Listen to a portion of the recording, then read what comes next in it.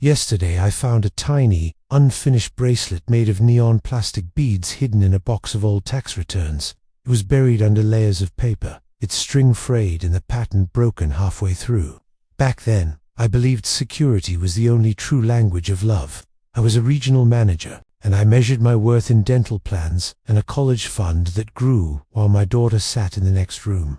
I thought a full bank account was the ultimate apology for an empty chair at the dinner table. To me, working 60 hours a week wasn't a choice, it was a duty.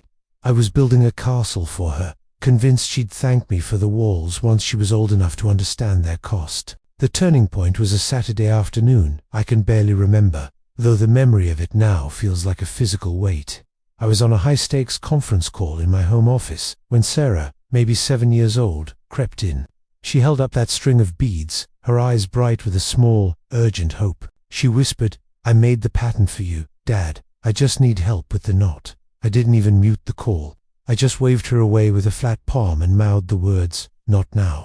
Go show your mother." I didn't see her face fall. I just heard the soft, hollow clack of those beads hitting her plastic kit as she walked out. That sound didn't seem important at the time, but in hindsight, it was the sound of a bridge being dismantled. She didn't ask again. Not that day, and not for the 20 years that followed.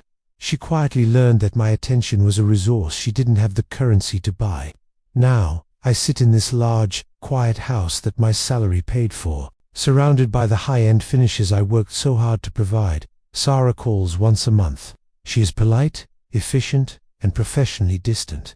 When I ask if I can come visit her for a weekend, she uses my own words without even realizing it. She tells me, "Maybe later, Dad. I'm right in the middle of a big project. We spend our best years building a kingdom for a king who outgrows the nursery before we even finish the roof. Time doesn't care how much you provided.